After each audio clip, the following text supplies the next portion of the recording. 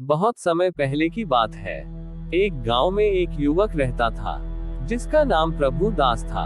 वह प्रभु का भय मानने वाला युवक था, क्योंकि वह प्रत्येक संडे को चर्च जाता था और उसने बाइबल से सीखा था कि पाप से बचने का एक ही रास्ता है, वह है परमेश्वर की शरण में जाना।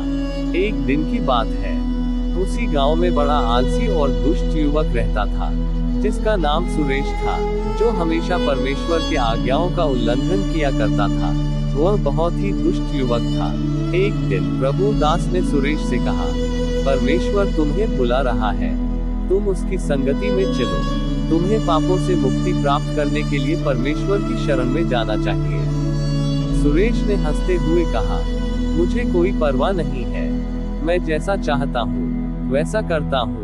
एक दिन गांव में अचानक एक बड़ा आंधी तूफान आया। सभी लोग डर से कांप रहे थे। सुरेश भी डर के मारे उसने प्रभु दास से मदद मांगी।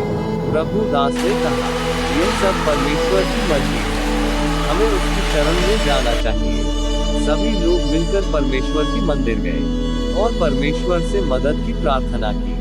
अचानक आंधी बंद हो गई और सभी बच गए। सुरेश ने इस घटना से सीखा कि परमेश्वर की शरण में जाना ही सबसे बड़ी रक्षा है, और उसने अपने दुष्ट रास्तों को छोड़कर सच्चाई की ओर बढ़ने का निर्णय लिया।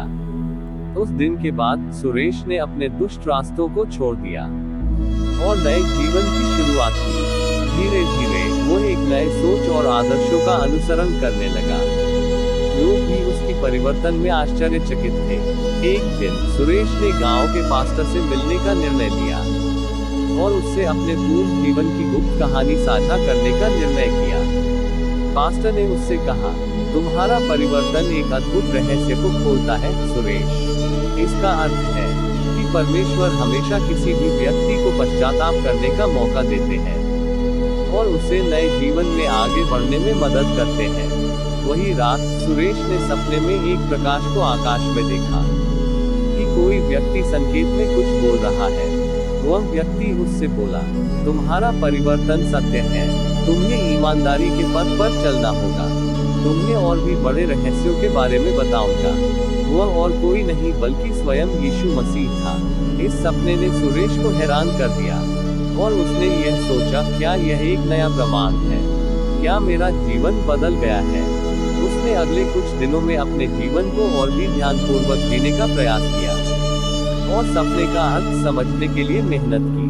सुरेश को यह अनुभव हुआ कि उसका परिवर्तन परमेश्वर के एक अद्भुत रहस्य की ओर एक कदम था, जिसने उसे जीवन के सारे अर्थ को समझने का मौका दिया। सुरेश को एक महत्वपूर्ण सीख मिली। जीवन में परिवर्तन का मार्ग सत्य, ईमानदारी और परमेश्वर की शरण में चलना है।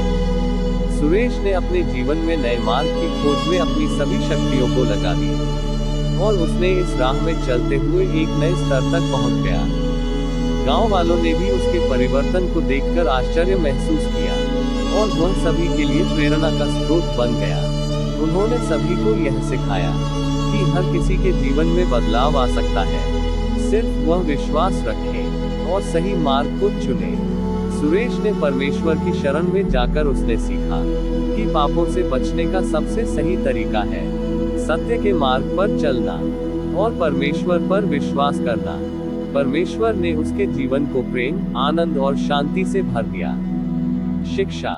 दोस्तों, इस कहानी से हमें यह सीखने को मिलता है कि चुनौतियों और दुखों के बावजूद ईश्वर में विश्वास रखना और सच्चे मार्ग पर चलना, जो हमें ऊंचाइयों तक पहुंचा सकता है। दोस्तों, यह कहानी आपको कैसी लगी? जरूर कमेंट करके बताएं। पसंद आए हो तो एक लाइक भी कर देना और चैनल को सब्सक्राइब भी कर देना। प्रभु आप लोगों को बहुतायत का आशीष प्रदान करे।